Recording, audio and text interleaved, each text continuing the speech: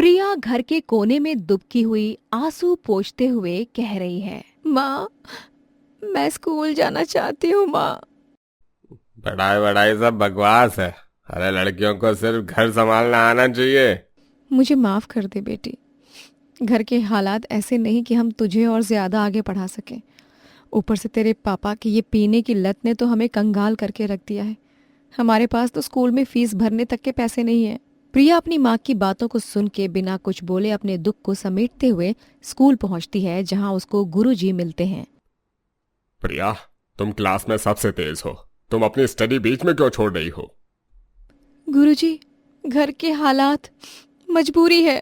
School के gate से बाहर निकलती हुई प्रिया देखती है कि उसके दोस्त अंदर पढ़ रहे हैं। काश मैं भी इनके साथ बैठ के पढ़ पाती, लेकिन मैं हार नहीं मानूंगी। प्रिया के घर में आर्थिक तंगी का माहौल है। खाली बर्तन, शराब की बोतलें और कोने में बैठी प्रिया अपनी किस्मत को कोसने में लगी है। क्यों भगवान, क्यों मेरे साथ ही ऐसा हुआ है? लेकिन जिंदगी के इस सबसे अंधेरे मोड़ पर प्रिया को मिला एक नया रास्ता, और वो था ऑनलाइन स्टडी का। रात में प्रिया अपने पुराने फोन से यूट्यूब पर पढ़ाई करती है। वाह, ये सर तो बहुत अच्छा पढ़ाते हैं। ऑनलाइन स्टडी ने तो मानो प्रिया की जिंदगी ही बदल दी। जब सब सोते तो वो अपने फोन की छोटी सी रोशनी में अपने बड़े सपनों को जिंदा रखती। रात के वक्त प्रिया फोन की रोशनी में पढ़ाई भी कर रही है और नोट्स भी बना रही है। अगर कॉलेज नहीं जा सकती तो कॉलेज को मैं यहाँ ले आऊंगी। फिजिक्स, केमिस्ट्री, मैथ सब कुछ सीखूंगी। वो ऑनलाइन सर सही कहते थे, नॉलेज की कोई बाउंड्रीज नहीं होती। 2 साल तक प्रिया ने रात की नींद हराम की। जब गांव सोता था तो प्रिया जागती और सीखती रहती।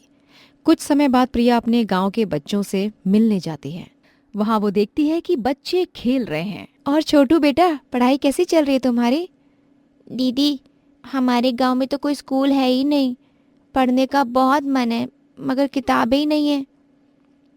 छोटू, तुम्हारी बात सुनकर मुझे अपना बचपन याद आ गया। बस अब और बच्चों के साथ वैसा नहीं होगा जैसे मेरे साथ हुआ। मैं अपने दम पर एक लाइब्रेरी खोलूंगी। प्रिया अपने छोटे से कमरे को लाइब्रेरी में कन्वर्ट करती है। प्रिया, लोग क्या कहेंगे, तेरे पास तो कोई डिग्री भी नहीं है।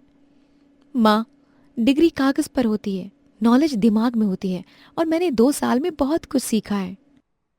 बेटी, मैंने तुझे बहुत तकलीफ दी है। अब तू जो भी करना चाहती है मैं सपोर्ट करूंगा। पापा, बस आपका साथ ही काफी है। प्रिया ने अपनी ऑनलाइन लर्निंग के कॉन्टैक्ट्स का फायदा उठाया। उसने सोशल मीडिया पर भी पोस्ट बना के बुक डोनेट करने के लिए अपील की। कुछ दिनों बाद किताबों के ढेर सारे पैकेजेस आने लगे। अरे प्रिया जी, आपके लिए बहुत सारे पार्सल्स आए हैं। वाह, इतनी सारी किताबें! अब तो सच में लाइब्रेरी बन जाएगी। प्रिया किताबों को कैटेगरी वाइज अरेंज करती है, हैंडमेड पोस्टर्स लगाती है। साइंस यहाँ, मैथ्स यहाँ, स्टोरीज यहाँ, बिल्कुल प्रोफेशनल लाइब्रेरी की तरह। वाह बेटी, तूने डिग्री के बिना भी इतना सिस्टमैटिकली काम किया है। माँ, डिग्री सिर्फ एक सर्टिफिकेट है, असली टीचर तो पैशन और नॉलेज से बनता है।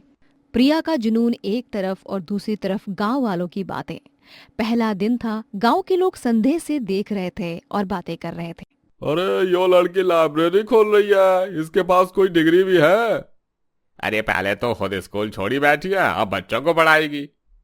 लोग कुछ भी कहे, मैं अपना काम करती रहूंगी। प्रिया हार नहीं मानती है और काम शुरू कर देती है।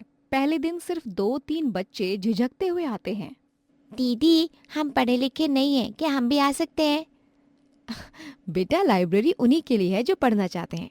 आओ, मैं तुम्हें स्टोरी सुनाती हूँ।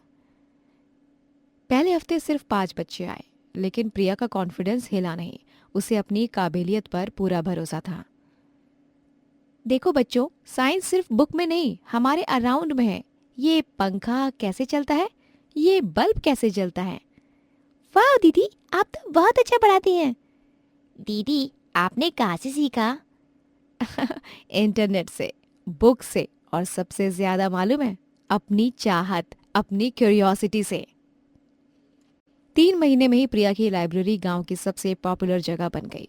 बच्चे सिर्फ किताबें ही नहीं पढ़ते थे, बल्कि प्रिया से प्रैक्टिकल नॉलेज भी सीखते थे। प्रिया, ये कमाल है, मेरे स्टूडेंट्स के मार्क्स भी बढ़ गए हैं। तुमने इन्हें कैसे इतना मोटिवेट कर दिया? गुरुजी, जब आप बच्चों को समझाते हैं कि नॉलेज कितनी पावरफुल है तो वो खुद ही एक्साइटेड हो जाते हैं। प्रिया ने अपनी डिजिटल लर्निंग जर्नी को आगे बढ़ाते हुए अब गांव के बच्चों के लिए ऑनलाइन कंटेंट भी बनाना शुरू किया। गांव के वो लोग जो कभी उसके विरोध में थे आज वही उसके गुणगान करते नहीं थकते। प्रिया बेटी, तुमने साबित कर दिया कि नॉलेज कोई सर्टिफिकेट नहीं मांगती।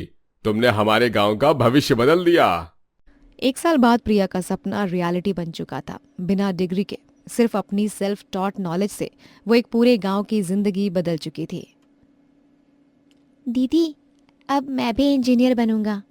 मैं डॉक्टर बनकर गांव वालों की हेल्प करूंगा। मैं टीचर बनूंगी, बिल्कुल आप जैसी। ये मंजर देखकर आज प्रिया भावुक थी। प्रिया की आंखों में आंसू थे, लेकिन खुशी के। माँ, लगता है जो मैंने खोया था ना, उससे कहीं ज्यादा मैंने अब पा लिया है। बेटी, तूने तो पूरे गांव को स्कूल बना दिया।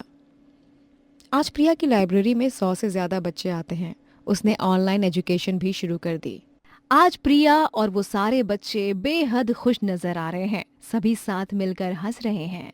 प्रिया की कहानी हमें सिखाती है, शिक्षा सिर्फ स्कूल में नहीं, दिल की लगन में होती है।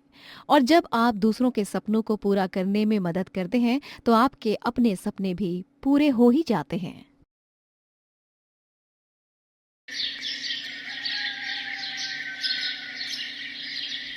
रमेश एक गरीब मजदूर है जो अपनी पत्नी कमला के साथ एक छोटे से कमरे में रहता है। गर्मियों का मौसम है और तापमान 45 डिग्री को पार कर गया है। रमेश अपने मालिक के यहाँ काम करता है और उसकी आर्थिक स्थिति इतनी अच्छी नहीं है कि वो कोई कूलर या एसी खरीद सके। अरे बाप रे, इस गर्मी में तो जान ही निकल जाएगी।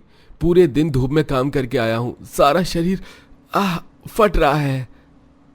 अरे आ गए आप, पानी लीजिए, थोड़ा ठंडा है, मैंने मिट्टी के घड़े में रखा था। कमला, हमारे पड़ोसी अंकित भाई के घर में देखा है कितना मजा है। आज उनके घर गया था काम के सिलसिले में। वहां एसी चल रहा था, बिल्कुल ठंडा कमरा, और यहाँ इस छोटे से पंखे के नीचे भी कोई राहत नहीं है। अरे सुनिए, हम गरीब लोग हैं, हमारे नसीब में कहाँ एसी कूलर। छत पर पानी छिड़क दिया है, थोड़ी देर में ठंडक हो जाएगी। हाँ, यही तो दुख है। जिनके पास पैसा है वो गर्मी से बच जाते हैं और हम गरीब लोग बस तपते रहते हैं। अगले दिन रमेश अपने मालिक सुरेश के यहाँ काम करने जाता है। वहाँ भी गर्मी से बेहाल होकर काम करता रहता है। रमेश, जरा पानी लाओ, और हाँ, बगीचे की मिट्टी भी बदलनी है आज। जी मालिक, अभी लाता हूँ।